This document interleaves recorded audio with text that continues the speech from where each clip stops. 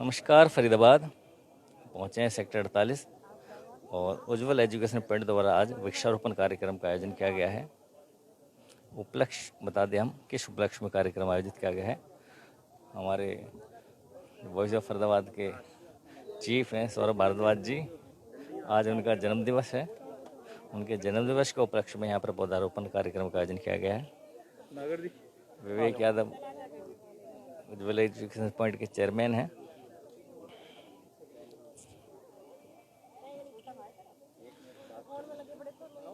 सौरभ भारद्वाज जी को बहुत बहुत बधाई और सीमा त्रिखा जी हैं यहाँ पर विधायिका जी। अब बात करेंगे। नमस्कार फरीदाबाद, सीमा जी हमारे साथ हैं और हम लोग पहुंचे हैं उज्ज्वल एजुकेशन पॉइंट।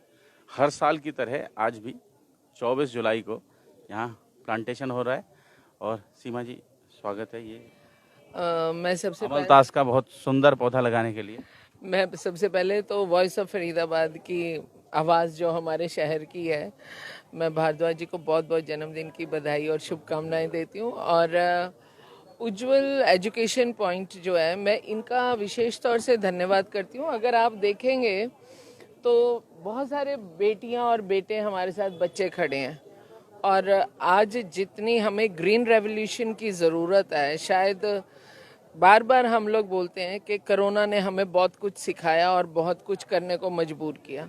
तो मैं इस बात के लिए बधाई देती हूँ कि बच्चों को लेकर के, बड़ों को लेकर के, महिलाएं बहुत सारी हैं हमारे बीच में।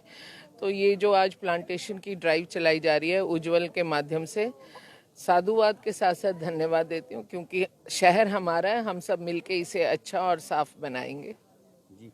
और सीमा जी, एक वो बड़कल में भी बड़ा प्रयास हो रहा है नेचर को वापस रिवाइव करने का, उस पर भी थोड़ा सा। बड़कल टेक्निकल प्रयास तो प्रशासन की जिम्मेवारी है, जो जनप्रतिनिधि है उसकी जिम्मेवारी है कि आवाज़ उठाए, अपने क्षेत्र के लिए आवाज़ उठाए और पब्लिक की मन की भावनाएं आगे तक पहुंचाए। पर मैं जब बड़कल की बात आती है और प्रोजेक्ट पिछले लगभग 4 महीने से रफ्तार बनाए हुए हैं और मैं ये चीज़ देखती हूँ कि हमारे ऑफिसर्स या हमारे शहर के लोग दिल्ली भी जाते हैं, एनसीआर बोलूँ ख़ास तौर से, तो हर बंदे की ज़बान पर है, हर बंदा दूसरे को पूछता है अच्छा आपके यहाँ दोबारा से रिवाइव कर रहे हैं बड़कल को।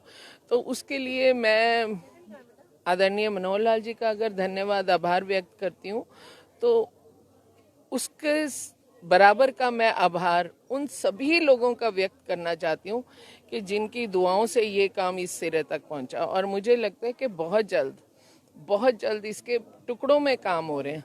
जैसे हमारा वहाँ पे ड्रिंकिंग वाटर सप्लाई जो टैंक है वो हमारा लगभग बन चुका है, मतलब उसमें हम 70% काम कर चुके हैं, ऊपर की छत डलनी बाकी है।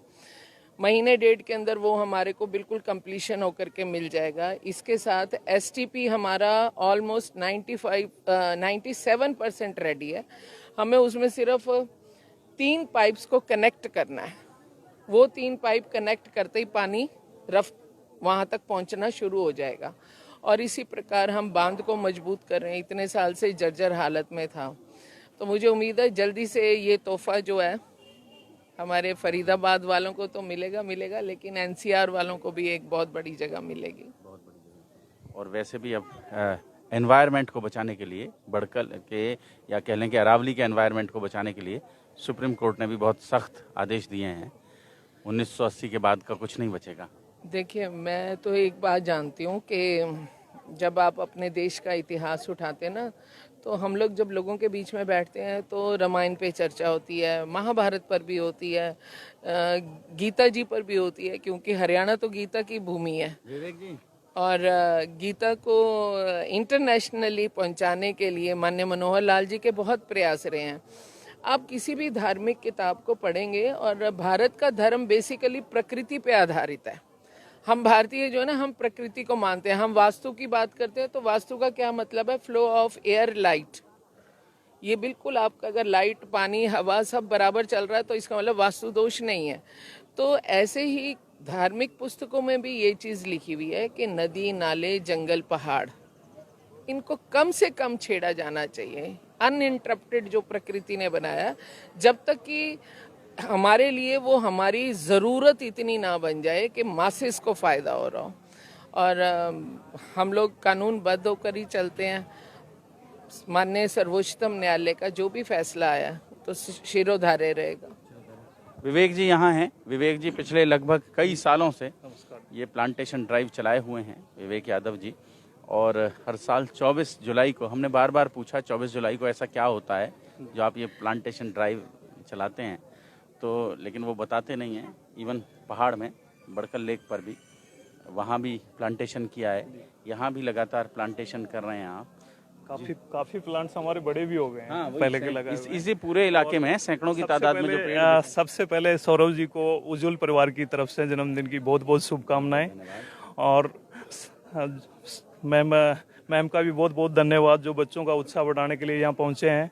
और हमारा एक मैसेज होता है बच्चों को साथ लेके, बच्चों के अंदर ये सब चीज़ें आएँ कि वो ज़्यादा से ज़्यादा ट्री प्लांट करें, अपने आसपास मैसेज दें और एनवायरनमेंट को साफ सुथरा रखें, क्योंकि एक ज़रूरत बन चुकी है।